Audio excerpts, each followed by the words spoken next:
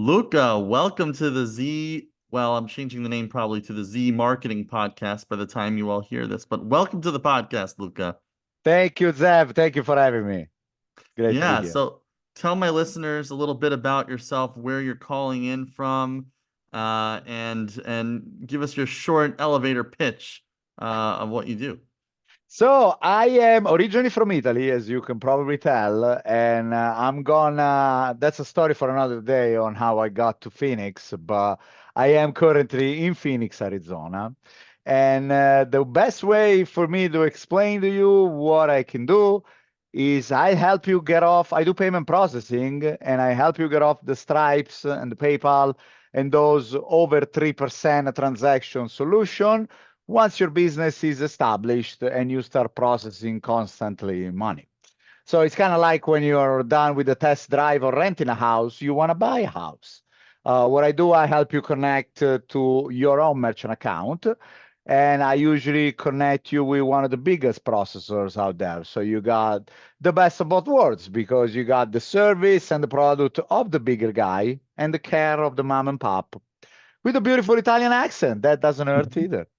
Well, that's definitely a value add. What are there any specific types of companies or industries that are the best fit generally for e-payments for your solution? Generally speaking, anybody who's having an online business, whether you're selling, even if you're selling on Shopify or whatever platform, like most of the times we can actually tap into your existing system and just change the payment side of it. So it really goes on, basis by basis. But generally speaking, online businesses that get to at least 4 or 5 thousand a month in processing. And also we have some pretty cool solution like a text to pay that actually works well, for example, for doctor's office or for insurance companies that or any business that experience retention or past due invoices is a great way to do. Hey, you can't forget about me. Here's my text. Click here and pay. So we're Exactly. kind of, the cool kids on the block in a sense. Yeah, no, that's really cool. So it can also help people collect. You owe the money. So like how did you get into sales? Were you always in sales or before you start working with e-payments, or how did you get into selling processing services or B2B services? My story and my career has to revolves around restaurants. I have been in the restaurant business since the moment we got the euro in Italy because I had to go out and make some extra money to make ends meet. And then upon moving to the United States in 2004, I basically made a career out of it. I did everything you can possibly do in a restaurant, from dishwashing to even managing and owning part of it with the wrong people, obviously. Today I'm grateful that I don't have a restaurant because it is a lot of work. I am passionate about it. I'm passionate about food and I'm passionate about being around people. So, to be honest with you, I was looking for a way to transfer my skills to a situation where I would eventually build some residual through, just through, making connections. And the payment processing thing, was good for me because I don't feel like I'm not selling you anything. I'm usually saving you money. So it's usually a win-win situation.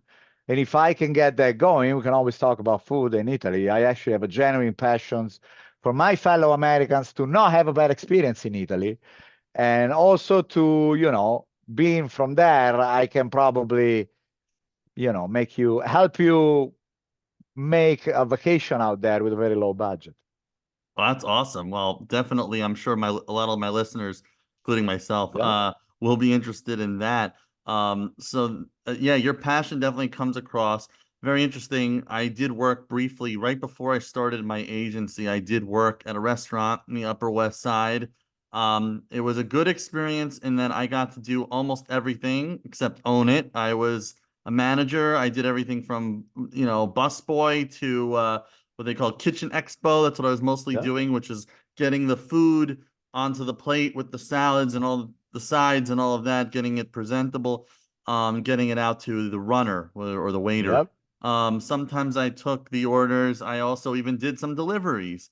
And then I've also eventually started working in the office. Very challenging finding space on the calendar for where I could put, the owner's checks. Basically, he always wanted payments 30 days in advance, but he Yep. was so behind in paying and had like he always wanted me to put on a day where he doesn't have other payments due, and that was like impossible. So I'd be getting screamed at by the delivery guy. It was a really interesting experience. Definitely a little dysfunctional, but I enjoyed it. For the most part, not so much the boss. But it was definitely a learning experience, and I learned skills like you've really got to focus on one thing at a time. While I was doing that, I would be plating tables sometimes in the morning and on the phone with somebody who wanted me to help them ghostwrite a book or promote something on social media, like literally as I was working there. And that's when I decided let's do full time kind of There you go. content marketing and shift it ultimately into advertising, kind of full service digital marketing as we do now. So very cool that we have a little bit that in common. And then I see you're as a salesperson, you're also putting yourself out there a lot, which is very important. You're building a presence. I see you have really entertaining content that is very different from the norm on LinkedIn. You have a little bit of TikTok going on.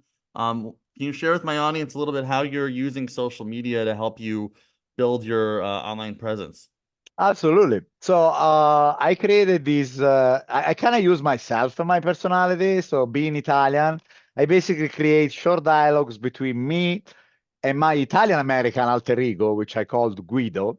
And so I post content every day. It's mostly I tend to stay below 1 minute video because people don't have a really, huge attention span.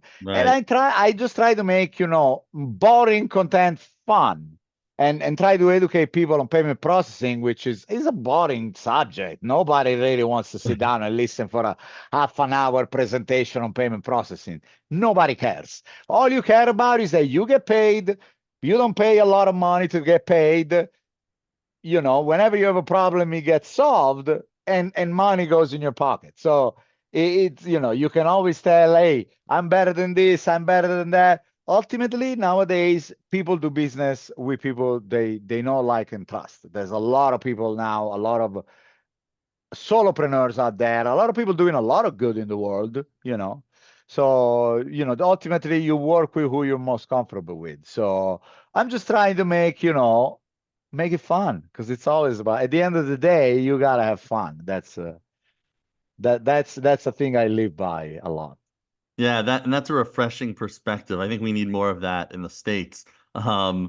But got to live life, enjoy it, and Exactly. have You more work fun. too much in the United States. I always say, yeah, sure, the grind is important, being focused is important, but also rest is important, spending time with your family, closing, your neurons for a day, maybe.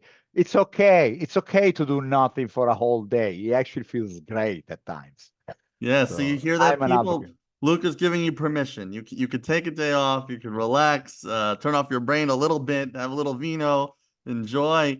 I love it, and I think it's really I give you a lot of credit. You're taking what you said is a kind of dry, boring subject like merchant processing and making it fun. And I think that there's a lot of competition, of course, in that space, and we can get to some of the differentiators that your company has in a moment.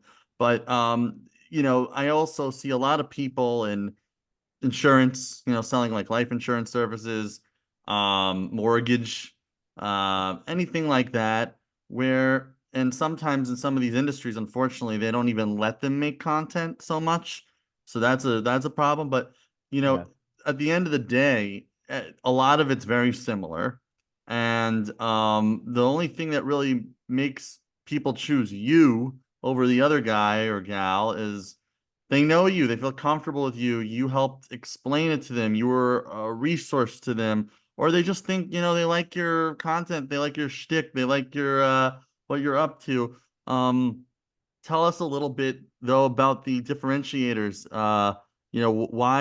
Why should someone pick e-payments, let's say, over Stripe or Wave or something like that? Because e-payments, one of the characteristics and one of the major differentiator the e-payments has over other companies, we don't really have a product or service that we have to sell you. What we do is we help you locate and connect to your direct merchant account. Versus Stripe is a third-party processor that takes your stuff and puts it basically in a pool of 25,000 other people. I mean, so do the bigger companies, but when you're connected with the bigger processor, your fees are a cost. Those other companies, they charge you a flat fee, so it's a little more expensive. It's easy, it's expensive, but it's convenient. And it's good until it isn't, because this thing like Stripe, this third-party processor, you don't normally go through a long underwriting process. So you hear stories of accounts being closed because they detect something that they don't like. Whether with us, we go to the processor, we say, hey, I got Zev. Zev has got this business. What do you need from Zev to be approved? Oh, we need this social, we need this article of incorporation. Wait, how long has Zev been in business? If Zev is brand new, they probably want you to keep a reserve account. That's why I tell people, you're brand new, go with Stripe for a couple of months. You build your history. Then I take Zev and I go, hey, Zev, come here to this guy. This guy, they go, hey, this is what I need from Zev. Great. And then you have the peace of mind that the continuity of business. Because Stripe is a solution, it's a temporary solution.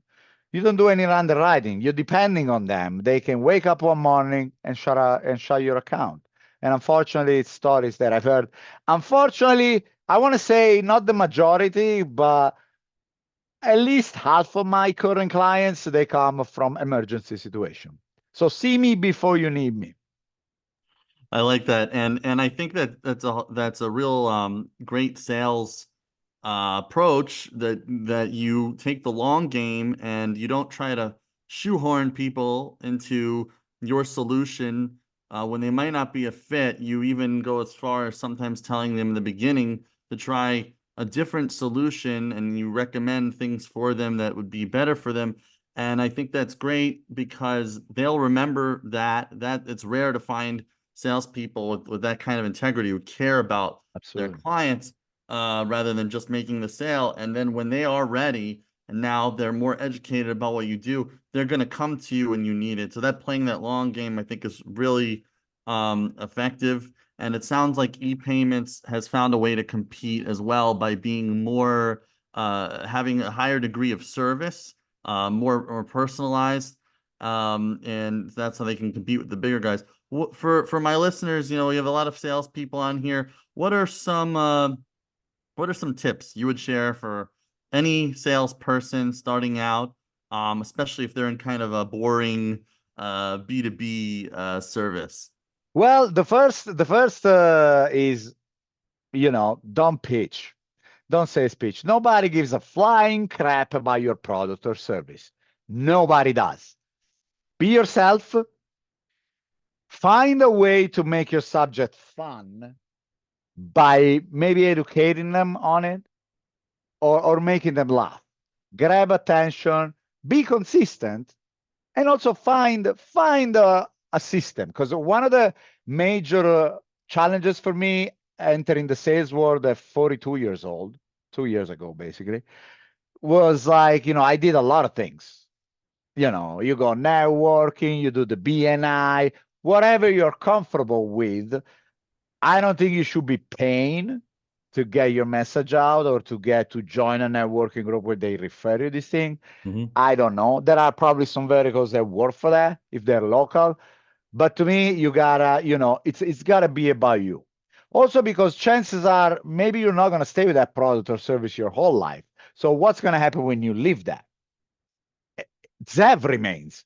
So I still want to hang out with Zev, even if it doesn't do podcast tomorrow, or if he doesn't do, CEO, because I know and trust Zev. Right. So ultimately, it's sell yourself, which is not even sell yourself, but show yourself, show who you are. Yeah, I think that's a great point because a lot of people, especially on like LinkedIn or if they're in the B2B world, they can be a little bit got to be professional, got to be corporate, they might not show their personality. And I don't, you don't have to tell everything, but you've got to have a personality, Yeah. and which you do so well. That's a differentiator because, like you said, you might be with one company today, another one tomorrow, but what stays is your personal brand. And today, I think it's your currency. Today, it's so important because everyone has a phone, a microphone, or a camera. Everyone can write something. You're competing with robots. You're competing with everything. Oh. So today, you've got to really, besides whatever company you work with, you've got to really build your personal brand and put some personality into it. Yeah. So for my listeners, where could they find you, connect with you, and where, please share with us also anything that you want to, I know it's more for fun, but you have a cool Good. TikTok channel. Where could people connect with you? So my TikTok is Italian food jerk. It's right now kind of in standby. I'm creating more content. You see most of my content right now on LinkedIn. So you can find me on LinkedIn. My last name is pretty hard to pass up. Don't Connect worry, with me on we'll put it in the LinkedIn. show notes. Put it in the show notes, but connect with me. I'm always up to have a one-on-one with anybody and help them. I also have, aside from the payment processing, I really know a lot of people because due to my personality, a lot of people want to be around me and I want to be around a lot of people. So chances are, if you're looking for someone specific, I have it in my network. And I like another thing that I enjoy doing is providing value and facilitating meaningful connections Yeah, because I I have a don't blame feeling. them, by the Yeah. way. I mean, and that's another thing. Like, if you, whatever you're selling, I don't care how boring it is, if you can find a way to have an infectious passion and enthusiasm like Luca, Yep. like, people are going to be inviting you on podcasts left and right. They're going to be promoting and shouting you out. You're going to get more clients. And one last question: Are you any chance you might get back into the world of food or hospitality in the future? Well, I currently still am part-time because some friends from San Diego, which is the city where I used to live before, recently opened here in Phoenix. So I'm working with them a little bit.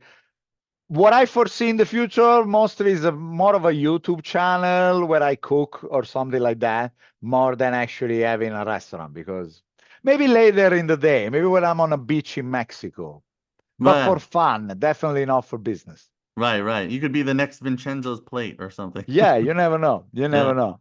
Awesome. Well, thank you so much, Luca. This has been a lot of fun, and I know that my listeners got a lot of value. Definitely connect with Luca. He's just a fun guy just to have a one-on-one with. And thank you so much. Hope to have you on again soon. Dev, thank you so much for having me. This has been a lot of fun. And ciao, everybody. Have a Ciao. good day.